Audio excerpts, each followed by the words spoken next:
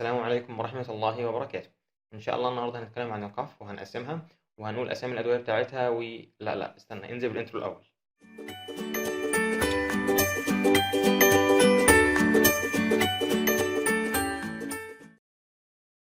أولا كده القاف عندنا بينقسم إلى dry و wet أو اللي هو productive يعني، بس إحنا بنقول عليه wet علشان يبقى الدنيا مفهومة بس. الدراي بيتعالج بالأنتي تاسيف اللي بينقسم عندنا إلى central و peripheral. السنترال عندنا بيشتغل على الكاف سنتر وبيهديه فبيعالجه، وبينقسم السنترال الى النون ادكتيف دراجز زي الديكستروميثروفان والناركوتين. تاني حاجه المايلد ادكتيف دراجز زي عيله الكودايين كده.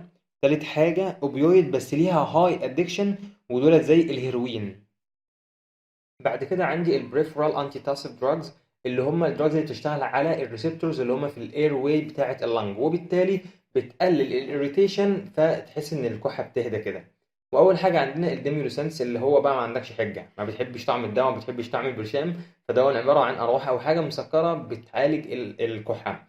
بعد كده الستيم انهاليشن اللي هو بخار الميه برضو بيهدي الريسبتورز وبيعالج الكحه. تالت واخر حاجه في البريفرال انتي تاسيف اللي هو البنزونيتات، ويعتبر لوكال انستيك دراجز وهو غير امن للاطفال ولا الحوامل، وكمان هو بيشتغل بريفرال وسنترال مع بعض. بعد كده الويت او البرودكتيف كاف اللي هو بينقسم الى الاكسبكترانتس والميوكوليتيك. اكسبكترانتس يعني طارد للبلغم، ميوكوليتيك يعني مذيب للبلغم.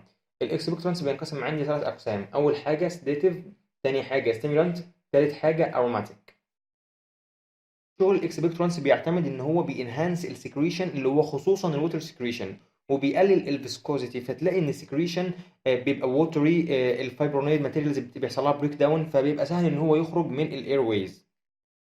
عندي السيديف اكسبكتورانس بينقسم الى اول حاجه سالاين اكسبكتورانس زي البوتاسيوم ايودايد، وده بيشتغل دايركت، بستخدمه في الازمه، في البرونكايتس، في الانفيزيما، بس اخلي بالي جدا اللي هو كونترا انديكيتد مع التي بي، وده لانه بيعمل اكتيفيشن للاولد تي بي فيبقى مشكله كبيره.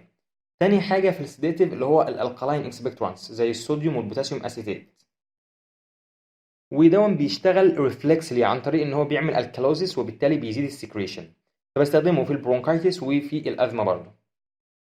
تالت واخر حاجه في السيديت اكسبكتورانس اللي هو النيزيانت اكسبكتورانس زي الامونيوم كربونات، وده بيشتغل غالبا ريفلكسلي، وبيستخدمه برضه في البرونكايتس وفي البرونكيال ازمه. بعد كده تاني حاجة في الاكسبكتورانس اللي هو الستيمولانت زي ورق الجوافة كده، أو بنقول عليه الجوافنيزين.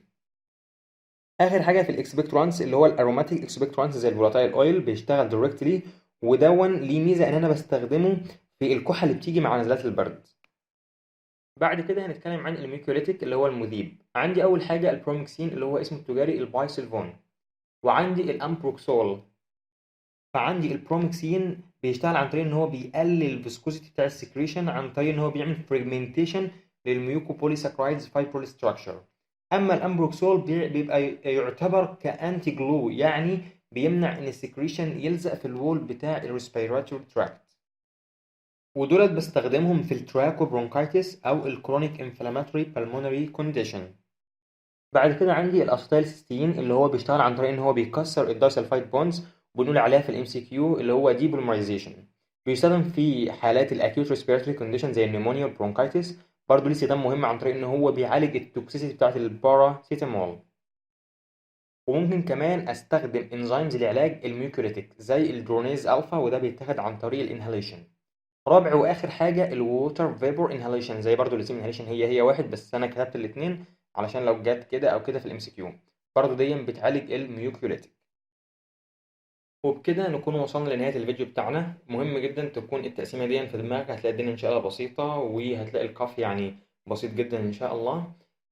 فلو عجبك الفيديو ما تنساش اللايك والشير والسبسكرايب، وبس كده. سبحانك اللهم وبحمدك، اشهد ان لا اله الا انت، استغفرك واتوب اليك، والسلام عليكم ورحمه الله وبركاته.